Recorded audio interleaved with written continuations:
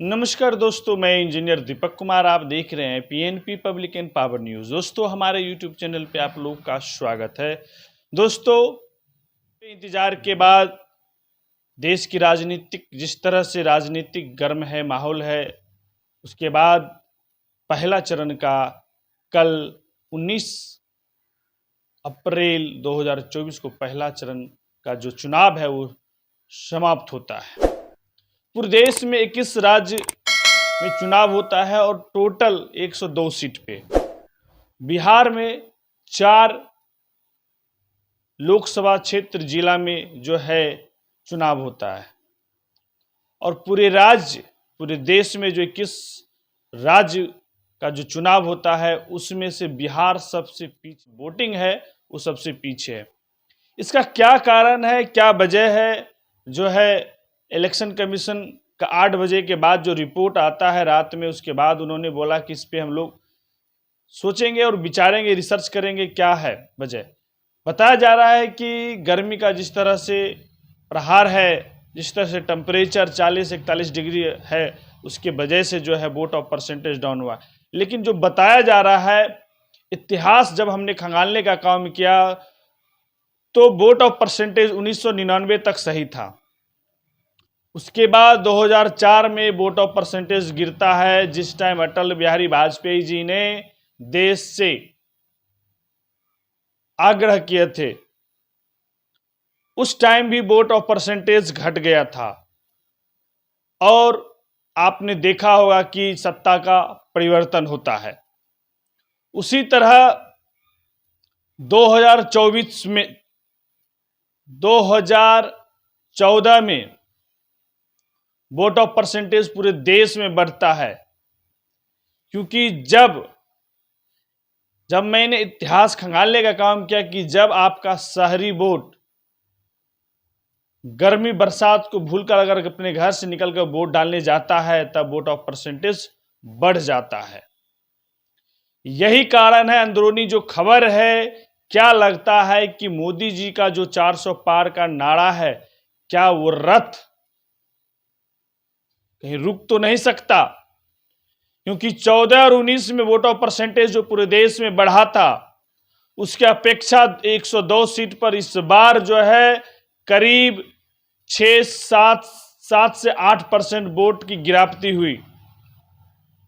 गिरावटी हुई है।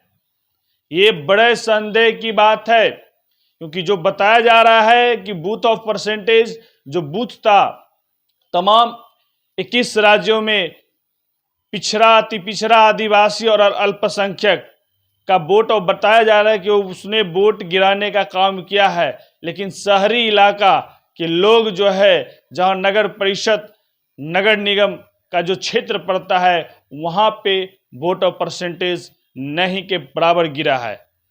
तो क्या इस बार बदलाव की राह में है क्या देश? क्योंकि जिस तरह से बताया जा रहा है कि फॉरवर्ड का वोट ऑफ एक्टिविटी जो रहता था, इस बार नहीं दिख रहा है और उन्होंने वोट का एवरेज ऑफ जो परसेंटेज है वो नहीं गिरा है। तो अगर ऐसा होता है, क्योंकि आप समझ सकते हैं 99 में वोट ऑफ परसेंटेज अच्छा खासा रहा, 4 में वोट ऑफ परसेंटेज गिरता है और सत्ता परिवर्तन होता है। उसके बाद सीधे 14 में वोट ऑफ परसेंटेज बढ़ता है, सत्ता परिवर्तन होता है देश में। तमाम फॉरवर्ड जो है शहरी क्षेत्र के लोग आगे बढ़ चढ़कर जो है भागीदारी लेता है चुनाव में और अपना मत का मतदान करता है अपने लोकतंत्र के इस महापर्व में। लेकिन और जैसे ही लेता है 14 में पुनः जो ग्राफ बदलता है, इतिहास बदलने का काम होता है और पुनः सत्ता परिवर्तन होता है। 14 में भी और 19 में भी एक माहौल बनता है, जिसके माहौल से जो है आपका वोट ऑफ परसेंटेज भी बढ़ता है और सत्ता का परिवर्तन होता है। इस बार भी वही लग रहा है कि वोट ऑफ परसेंटेज देश के तमाम वेस्ट बंगाल को छोड़कर, न्यू जलपाई को छोड़कर आप देख सकते हैं तो वोट ऑफ परसेंटेज गिरा है। तो ये बताया जा रहा, देखने की बात है, समझने की बात है क्या इस बार सत्ता परिवर्तन के रूप रेखा पे है? क्या इस बार सत्ता परिवर्तन होगा? क्या मोदी जी का जो 400 पार का नारा है उस पे ब्रेक लगने वाला है, रोक लगने वाला है? क्योंकि जिस तरह से फॉरवर्ड लोग को एवरेज निकाला जा रहा है कि पार्टिसिपेट नहीं किया है इस बार मतदान में, इस तरह से शहरी क्षेत्र जो है पार्टिसिपेट नहीं कर रहा है, जिस तरह से बताया जा रहा है कि अल्पसंख्यक लोग जोर शोर से वोट कर रहा है, तो क्या अनुमान किया जा सकता है कि इस बार वोट परसेंटेज बढ़ेगा? आप देख लीजिए बिहार के 4 जिला में जो ग्राफ गिरा है वोट का, आप 19 और 14 का आप निकाल सकते हैं आप लोग, उसके विपक्ष जो है 6 से 7% जो है वोट गिरा। औरंगाबाद में जो निकला रात में 8 बजे इलेक्शन कमीशन ने वोट ऑफ परसेंटेज निकाला, तो सबसे ज़्यादा अगर है तो औरंगाबाद 50%, तापमान 41% था वहां पे भी। गया वोटिंग हुआ 52%, सबसे ज्यादा, जहां की टेम्परेचर 42% था, लेकिन गया में वोट परसेंटेज ज्यादा रहा। वोटिंग जो है आपका नवादा में जो है 41.5% रहा, टेम्परेचर वहां भी 42% था, डिग्री टेम्परेचर 42 डिग्री था आपको। उसके बाद जमुई में जो है वोटिंग आपको 50% होता है। ऑल ओवर जो है वोट जो है करीब 48 और 50% के बीच में है। तो पूरे किस राज्य में सबसे ज्यादा जो है वोट ऑफ परसेंटेज जो गिरा वो बिहार है। और आप आ जाइए यूपी में, कहता है पश्चिमी यूपी से जब हवा चलता है तो पूर्वी यूपी तक जो है इसका लहर होता है। तो यूपी में 8 लोकसभा क्षेत्र में जो है चुनाव हुआ, और जो बताया जा रहा है कि 14 में जो बदलाव हुआ था सीधे एनडीए को मिला था। लेकिन इस बार जो वोट ऑफ परसेंटेज बताया जा रहा है कि जिस तरह से अल्पसंख्यक, आदिवासी और अति पिछड़े ओबीसी ने पार्टिसिपेट किया है, उस तरह से शहरी क्षेत्र के लोग और फॉरवर्ड लोग नहीं मतदान केंद्र पहुंचने का काम किया है। इसी वजह से वोट ऑफ परसेंटेज का ग्राफ गिरा है।